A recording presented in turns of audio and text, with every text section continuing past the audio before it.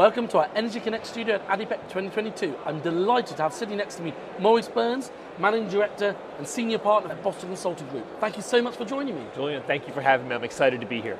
Now, how should the world manage the energy trilemma, and also maybe what is the energy trilemma? Sure, why don't we start there? So the energy trilemma is basically how we choose to balance the triple challenges of having sustainable energy that's friendly to the climate, that's also affordable, that people can pay for in a reasonable way, and that's reliable and secure. And that energy trilemma has been with us for decades. Yeah. I'd argue, though, that in the past couple of decades, we've had the luxury of having mostly reliable and mostly affordable energy. That's changed in the past 12 to 18 months. With some recent geopolitical events and a whole host of other things going on, we are in a situation where affordability and reliability and security have come to the forefront once again. Absolutely. But do you think sustainability is going to rise back up? Should it be at the top of the trilemma? I think that unless we create a balance between the three, we won't reach our climate and sustainability goals in the time we need to. Why is that? Let me give you an example. If let's go to Europe. It's kind of ground zero in the current energy crisis. Based in London, and I see this going on in the UK and Germany and France. What's happening there is that energy prices have gone up astronomically. Yeah. So wholesale gas prices in Central Europe are up 10x, right? What that means is that for consumers and for industries, it has changed dramatically the perspective. For industry, it's making industries that rely on, for example, natural gas, uncompetitive. Aluminum, ammonia, steel, anything produced in Central Europe that uses high levels of gas is no longer competitive on a global basis. For consumers, we've seen household prices go up by multiples, which means that some people are paying 15 to 20% of their disposable income just for energy. Now, why does all that matter? Because that's really painful. That leads to social unrest.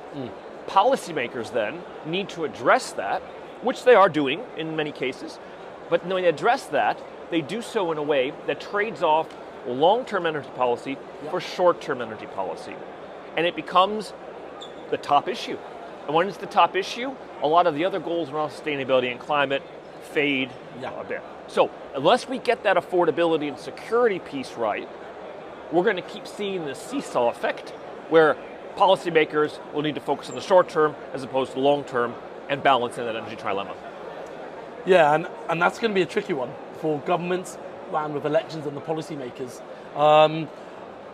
What other ways do you think, with this energy crisis going on, does it need more cooperation, more discussion on a higher level to sort of come up with a sort of a policy that can sort of work? I think it does. I mean, I would take us to another part of the world to talk a little bit about that. Recently, the US has passed the IRA, the Inflation Reduction Act, and a few other pieces of legislation that I think were done in close collaboration with industry to understand how incentives versus tax penalties or versus taxes overall can lead to better outcomes. They helped pick some of the winning technologies to invest in along with industry. They helped understand where and how we would have to create hubs of certain activities like hydrogen, or where and how we'd have to locate certain types of CCUS, the sinks for the storage. And that collaboration between policymakers, business, NGOs, not just on a national level, but on an international level, will be absolutely critical. And I assume you're probably even busier with clients coming to ask where we're going, what's happening, what advice you can do, I assume. I think that right now we're in a period of huge uncertainty. I've been in the industry for 30 years. This feels to me, there's always ups and downs in terms of what's coming. But this feels to me like one of the greatest periods of uncertainty we've seen. And I can't emphasize enough, what we do now matters. We're at an inflection point. Policymakers will put in place policies that are sticky and enduring, for better or for worse. And we need to be really, really mindful of that as we create the policy for the future. Well, Maurice, I really appreciate you giving me your time and going through the really complex part of the energy trilemma, and let's see where we are. I mean, we're at the end of 2022.